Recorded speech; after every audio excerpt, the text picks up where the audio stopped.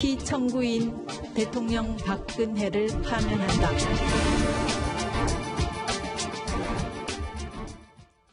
네, 국회에서 헌재로 넘어간 지 92일 만에 헌법재판소의 결정이 나왔습니다.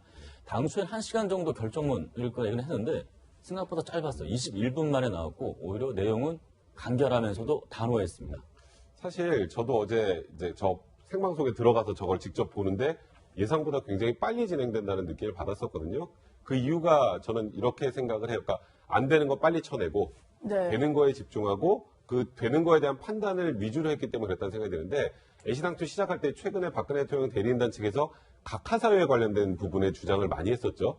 각하사유와 관련돼서 왜 각하사유가 아닌지를 먼저 설명을 하고 그 다음에 이제 실제 본안으로 들어와서 언론의 자유 침해나 인사농단, 문체부 공무원들에 대한 강등이나 파면이나 이런 부분에 관련된 것, 그리고 세월호 7시간 관련된 부분은 탄핵 사유가 되지 않는다라고 걷어내고, 네. 그다음에 최순실과 박근혜 대통령의 국정농단 부분만 집중해서 이제 설시를 했거든요. 그러니까 이게 현재 진행되고 있는 형사재판과의 관계도 어느 정도 고려를 했던 것 같아요. 여기서 사실 인정하기 좀 어려운 부분들은 아예 애시당초 탄핵 사유에서 배제를 하고 되는 부분만 집중을 한 다음에 그 되는 부분이 얼마나 지금 중대한지, 그러니까 사실 중대성 부분이 인정이 돼야 파면 결정을 할 수 있는 거잖아요. 그래서 이 부분과 중대성 부분에 대해서 집중을 하다 보니까 당초 예상은 탄핵 사유도 훨씬 많았고 심리도 길었기 때문에 노무현 대통령 당시 그 선고가 20분 정도 됐던 걸로 기억하는데 25분이에요. 25분 그거보다 한 2배 정도는 되지 않을까라는 예. 예상을 했으나 오히려 더 선고 결과는 그거보다 더 빨랐던 어제 그런 상황이었습니다. 그런데 어제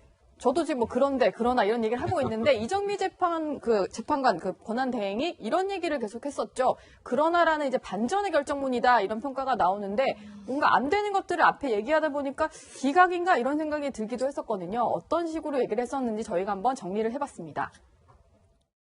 그러나 이 사건에 나타난 증거를 종합하더라도 피청구인이 노 국장과 진 과장이 최서원의 사익 추구에 방해가 되었기 때문에 인사를 하였다고 인정하기에는 부족하고, 그러나 이 사건에 나타난 모든 증거를 종합하더라도 세계일보에 구체적으로 누가 압력을 행사하였는지 분명하지 않고, 그러나 국민의 생명이 위협받는 재난 상황이 발생하였다고 하여 피청구인이 직접 구조활동에 참여하여야 하는 등 구체적이고 특정한 행위 의무까지 바로 발생한다고 보기는 어렵습니다.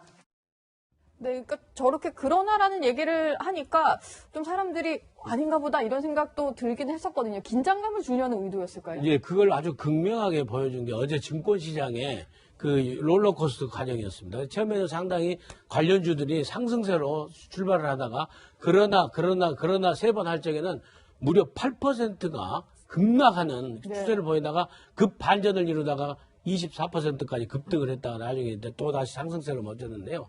아무튼 증시에서 저 현장, 저 몇 분간이 굉장히 반영되는 그 롤러코스터 현장이었습니다. 사실 네. 이 판결문, 이제 형사 판결문 유사하면 어찌 보면 헌재 결정문과 유사한 게 형사 판결문이라고 할 텐데 앞에 유리한 얘기가 나오면 결론적으로 이제 지금 당사자한테 불리하게 결론이 나오는 경우가 많고요. 네. 앞에 불리하게 시작을 하면 중간에 그러나 하면서 이제 가명 사유들이 쭉 나오면서 오히려 좀 유리한 결과가 나오는 경우가 많거든요. 그래서 네. 저도 어제 앞부분이 나올 때 굉장히 막 소위 SNS를 통해서 이거 기각되는 거 아니야 뭐 이런 얘기들이 많이 나왔었는데 앞에 유리한 게 나올수록 인용될 가능성이 높다라고 변호사들은 대부분 알고 있었는데 일반 분들은 앞에 지금 세월호도 안 되고 문체부도 안 되고 큰일 났다 이거 기각인가 뭐 이런 분들이 많았던 것 같더라고요. 네. 그러다 보니까 아까 말씀하셨던 것처럼 증시에서도 그러나 한번 나올 때마다 이제 주가가 요동을 치는 그런 사태까지 있었던 것 같습니다. 예, 제가 5번째예요, 이게 그 생중계하는 게. 그래서 그때마다 어쨌든 현직에서 취재를 하면서 네. 이 헌법재판소장이 직접 이야기하는 거 끝까지 들었어야 됐는데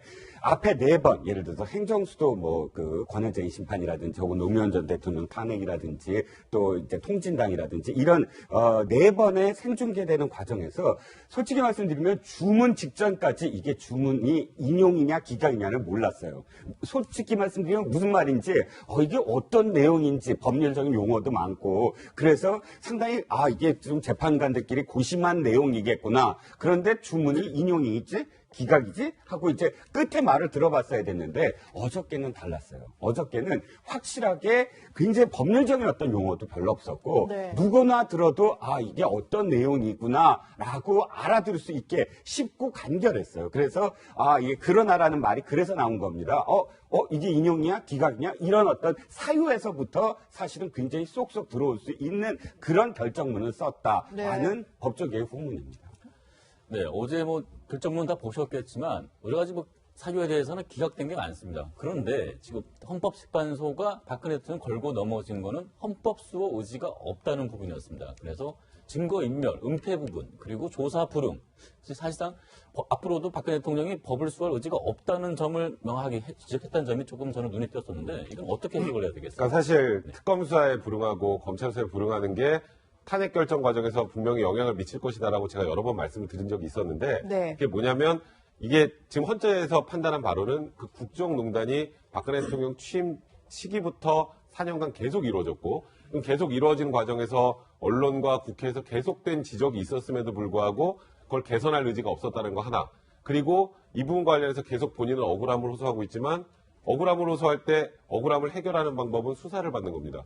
수사를 받아서 진실을 규명하면 되는데 그동안에 나왔던 여러 가지 증거들을 종합해보면 지금 나와 있는 미르재단, K스포츠재단 설립 과정 이후에 언론에 나올 때 청와대 내에서 이 부분의 증거를 어떻게 없애야 되는지에 대한 논의까지 있었다는 거, 그리고 수사에 대해서 전혀 응하지 않았다는 건 개선의 의지 자체가 전혀 없었고 진실을 규명할 생각 자체가 없었고 그러면 지금까지 계속된 적폐를 되돌리려는 의지 또한 없었던 거기 때문에 결론적으로 헌법을 수호할 의지 자체가 부족했다. 그게 어찌 보면 이번에 탄핵 결정의 가장 결정적인 부분이었다는 생각이 듭니다. 네. 그러니까 법적으로는 이제 그런 설명이 가능한데 일반인의 상식으로 보면은요.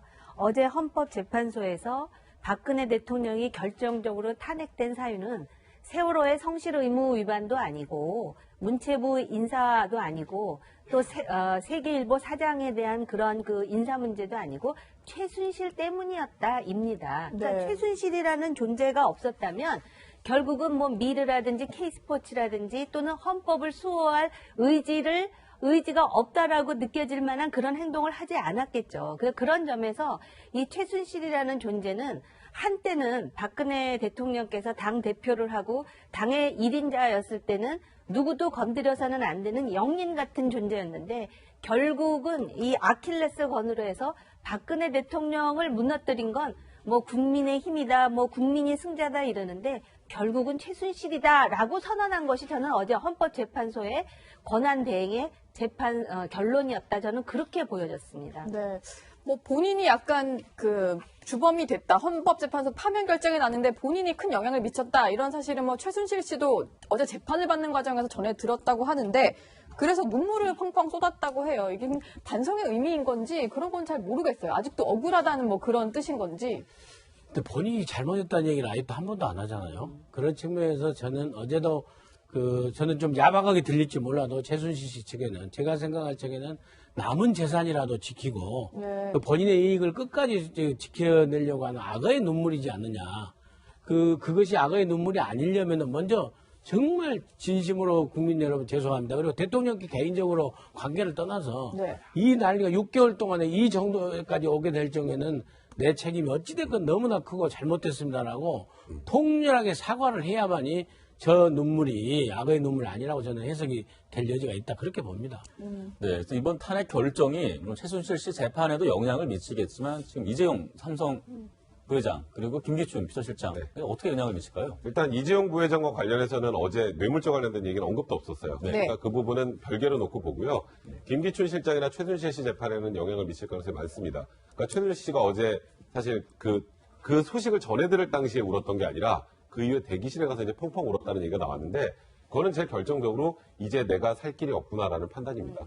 그러니까 그 전까지 이경재 변호사의 변론 과정이나 최순실 씨의 재판 과정을 쭉 지켜보면 이게 최순실 씨를 변론하고 있는 건지 박근혜 대통령을 변론하고 있는 건지 좀 헷갈릴 때가 굉장히 많았잖아요. 일단 그 최순실 씨에 관련된 변호인단도 그렇고 박근혜 대통령의 대리인단도 그렇고 박근혜 대통령만 파면을 면하게 되면 본인도 살 길이 열린다라고 생각을 했을 겁니다.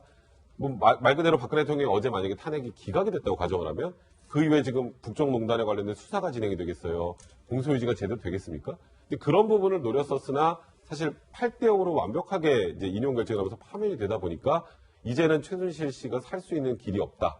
그런 판단 때문에 어제 눈물을 흘린 게 아닌가 개인적으로 생각합니다. 이재용 부회장 재판과 관련해서는 사실 좀 더 결정적인 영향을 미치지 않을까 싶습니다. 왜냐하면 어저께 현재 그 결정문을 보면 기업의 경영권을 침해했다라는 문구가 나와요. 이거는 사실 굉장히 다툼의 여지가 뭐냐면 이재용 부회장 측에서 계속 주장하는 건 강요에 의해서 우리가 출연했다라고 얘기하는데 특검은 달라요. 특검은 이 200 몇십억 원에, 그러니까 총 700억 원에 가까운 미르 K스포츠 재단의 출연금 자체가 정경 유착이다라는 어떤 이 전제하에서 시작을 하거든요. 그렇기 때문에 삼성이 낸 433억 원에 중에서 204억 원인가요? 이런 미르 K스포츠 재단의 그 출연금도 역시 뇌물죄다라고 적시를 하고 있는데 지금 헌법재판소에서는 기업의 경영권을 침해했다. 그러니까 대통령 피청구인이 이렇게 표현하거든요. 그렇다면 기업이 어쩔 수 없이 지금 강요에 의해서 출연했다라는 뉘앙스로 충분히 읽힐 수 있는 대목이기 때문에 네. 사실상 이 삼성 측의 어떤 변호에 있어서는 굉장히 큰 어떤 전략적인 자산이 아니겠느냐 싶은 거죠. 네. 그리고 이제 최순실 씨가 그 대성 통고